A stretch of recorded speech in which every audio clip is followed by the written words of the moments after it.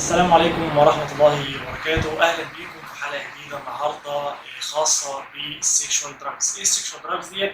الأدوية اللي بنسميها المنشطات الجنسية. احبك انا. انا بحبك والله. انا احبك انا. طيب في انا احبك.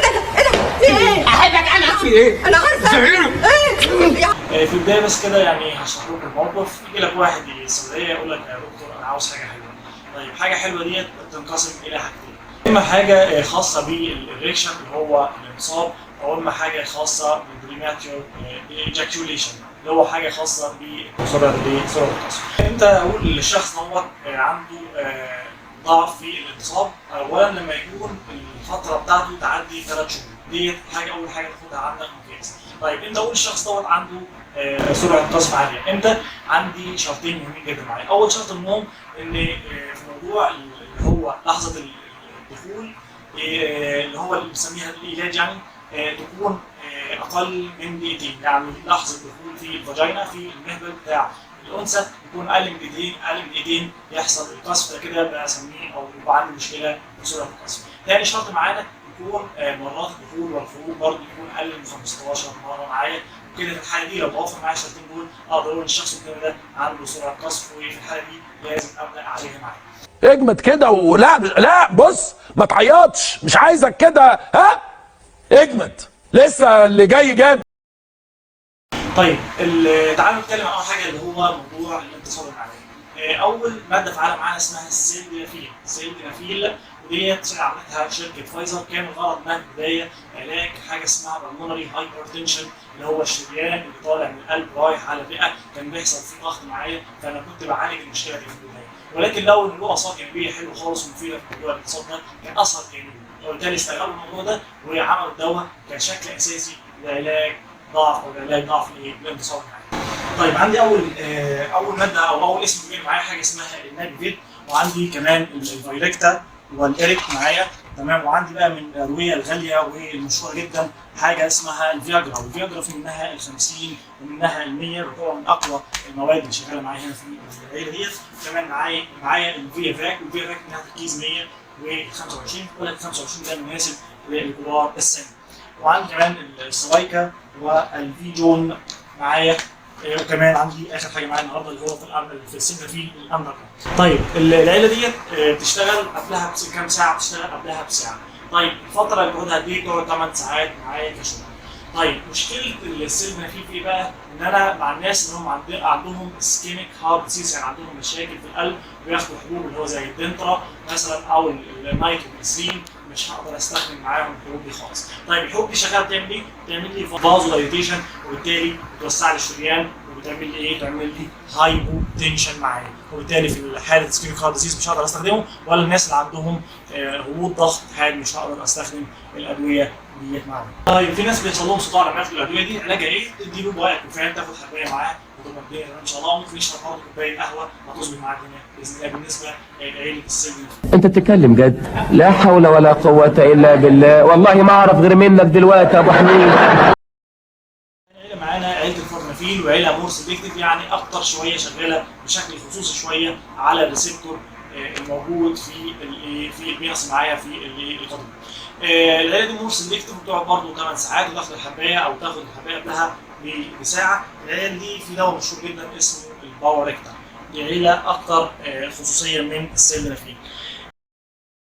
بقى معانا اسمها التدلفيل، ودي بقى عيله هي اهم عيله فيهم واحسن عيله فيهم واطول عيله فيهم. بتقعد قد ايه العيله دي؟ بتقعد 38 ساعه، ودي اللي بنسميها قرص العريس، يعني لو واحد لسه متجوز جديد بتديله اي حاجه من العيله دي. ومعانا اول حاجه منهم حاجه اسمها الاريكتاريس. الاريكتاريس التركيز بتاعه 20، والسيالس برضه التركيز بتاعه 20، والسيبالافيل التركيز بتاعه 20. ومعاه بقى المفاجاه في الليله دي كلها حاجه اسمها التادانيرف. التادانيرف دي حاجه او بتتحط على اللسان كحاجه فيلم معايا، لها ميزتين. الميزه الاولانيه انها بتشتغل بسرعه جدا، بعد تلت ساعه على طول تديك المفعول، وكمان ليها لونج اكتنج، يعني المفعول بتاعها طويل معايا بيقعد لغايه 38 ساعه، ممكن اكتر من كده كمان. عباره عن فيلم تحطه على اللسان وبيدوب بسرعه جدا وبيشتغل معاك سريع، مفعول سريع ومفعول طويل، ودي ميزه معانا، بس ممكن تكون غاليه شويه، الشريط بقى حوالي حاجه و20 جنيه.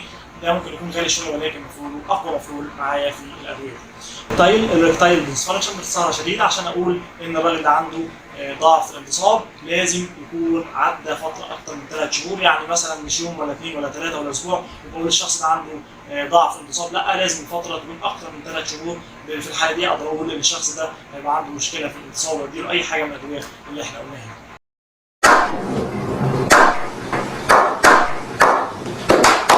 نتكلم بقى عن تاني حاجه اللي هو بنسميها سرعه القذف، او بنسميها في المصطلح الانجليزي يعني او المصطلح الطبي بنسميها بريماتيور ايجاكيوليشن. طيب يبقى زي ما قلنا عشان نقول ان الشخص اللي قدامي دوت عنده سرعه قذف لازم يتوفر الشرطين معايا، اللي هو اول شرط اللي هو لحظه الدخول معايا تكون لحظه الدخول معايا في الفاجينا او في المهبل او يحصل معايا سرعه قذف يعني تكون اقل من دقيقتين، والشرط الثاني تكون مرات الدخول والخروج يكون اقل من 15 مره. طيب يا غبي حبيبي. اول علاج معانا بنشتغل على حاجه اسمها سيروتونين رابتيك انهبيتور، وده دواء شغال على انتي ديبريسنت على ادويه الاكتئاب. الدواء ده الاسم التجاري بتاعه حاجه اسمها دابوكسيتار. الماده الفعاله الاول اسمها ايه؟ اسمها دابوكسيتين.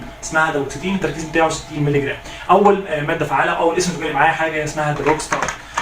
معايا برضو الجوي بوكس برضو 60، والماتيو جاك برضو التركيز بتاعه 60، والفورتروستيم الفورتروستيم برضو التركيز بتاعه 60 مللي جرام. طيب الدواء ده او العلاج ده اخده امتى؟ اخده قبلها اقل حاجه من ساعه لساعتين، ده اول حاجه. طيب المده بتاعته شغاله قد ايه؟ شغاله حاجه بنسميها الشورت اكتنج، يعني الفتره بتاعته قصيره جدا تقعد من 3 ل 4 ساعات تختفي بعد كده. طيب هل الدواء ده اخده كل يوم ولا لا؟ لا ما اخدوش كل يوم طبعا عشان ما اخشش في موضوع الادمان والكلام ده، باخده مثلا كل يوم كل يومين اخد لي قرص او اخد لي نص قرص، مفيش اي مشكله معانا خالص بالنسبه للماده الفعاله اللي هو الدابوكسيتين. ثاني ماده فعاله برضو انتي ديبريسنت اسمها ايه؟ تعالى بص كده معايا، اسمها كلوميبرامين هيدروكلورايد. الاسم التجاري بتاعها الانافرونيل اللي هو ال 75 وال 25 مللي جرام. طيب الدواء ده عيبه في ايه بقى؟ ان الدواء ده لازم اخده قبلها من 3 ل 4 ساعات، يعني محتاج فتره قبلها عشان الدواء ده يشتغل معايا، وده طبعا عيب فيه، ولكن الدواء ده بيشتغل اطول لونج اكتنج اكتر من الدابوكسيتين. ده برضه ميزه، كل واحد له ميزه وله عيب، لازم تعرف كده معانا كل حاجه ولها ميزه مختلفه عن ثانيه معانا. بيس يا مان بيس. اخر حاجه بقى هنتكلم عليها في موضوع التاخير دوت حاجه توبيكال، بستخدم بقى حاجه موضعيه معايا، والحاجه دي اما حاجه من اثنين، يا اما هستخدم حاجه كريم معايا هدهن، يا اما هستخدم سبراي معايا. السبراي اللي معايا ده حاجه اسمها الليدوكاين سبراي، وفي برضه منه حاجه اسمها المانوفيبروكاين سبراي بلس، دي في ماده فعاله زياده عن الليدوكاين اللي هي البريلوكاين. الماده اسمها ايه؟ اسمها بريلوكاين زياده عن الليدوكاين، بتدي له فعاليه اكتر من الليدوكاين. يبقى اتكلمنا قلنا ان الليدوكاين ده في منه حاجه موضعيه، حاجه توبيكال يعني، سواء كان كريم معايا او حاجه سبراي رش معايا. عندي الليدوكاين والمانوفيبروكاين. المانوفيبروكاين طبعا في ماده اعلى من الليدوكاين معايا. طيب عندي برضو الكريم في منه اللي هو الليدوكاين اللي هو 2%، والليجنوكاين 5%، التركيز بتاعه اعلى واشد. طيب حته برضو بسيطه كده تاخدها عندك معلومه صغيره، ان اي حاجه من دول سواء هتستخدمها سواء كان حاجه كريم او حاجه سبراي معايا، اول ما ترش او تدهن على العضو الذكري اللي معاك لازم حضرتك تغسله كويس قبل عمليه العلاج او قبل عمليه الايه، قبل المعاشره الجنسيه، لازم حضرتك تغسل العضو كويس وتتاكد انه مفيش اي حاجه عشان ما يحصلش اي مشكله عند الانثى ممكن يحصل لها لا قدر الله برود جنسي لو دخلت على طول من غير ما تغسل العضو الذكري. دي معلومه تاخد بالك منها، مهمه جدا. ده حاجة عجيبة، يعني لازم تجيبوا الكلام لنفسيكوا يعني. اخر حاجه عاوز اقولها لك، موضوع اللي حضرتك او اي حد، موضوع الناس بتاخد ترامادول او بتاخد حشيش او بتاخد افيون عشان موضوع التاخير، طبعا مصيبه كبيره محدش يعرفها خالص او ما يعرفوش الاثر الجانبي بتاعها بعدين بيعمل ايه. حضرتك بتعود على كده وتبقى مش مشكله مصيبه معاك. وكذلك الامر برضو في ناس بياخدوا الجابتين اللي هو الجوه، ماده الجوه 200 برضو بياخدوها، دي فيها نسبه ادمان للاسف، لو اخدتها مش هتقدر تبطلها، هيبقى صعب. فكل الحاجات اللي انا قلتها ديت بتسبب ادمان معاك، والمشكله ان الحاجات ديت لها نسبه ادمان عاليه جدا، وحضرتك جسمك هيتعود عليها، ولو حصل لك مثلا انك وقفت الحاجات دي فجاه هتتعود عليها ومش هتقدر تستغنى عنها ومنظرك مش حلو. وبكده نكون خلصنا فيديو النهارده، اتمنى تكون حضراتكم استفدتوا من الفيديو، وان شاء الله نكمل معاكم في الفيديوهات الجايه، وما تنسوش تشتركوا في القناه وتدعمونا ان شاء الله في القناه، ونشوفكم الفيديو الجاي، ولا تنسونا من صالح دعائكم، والسلام عليكم ورحمه الله وبركاته.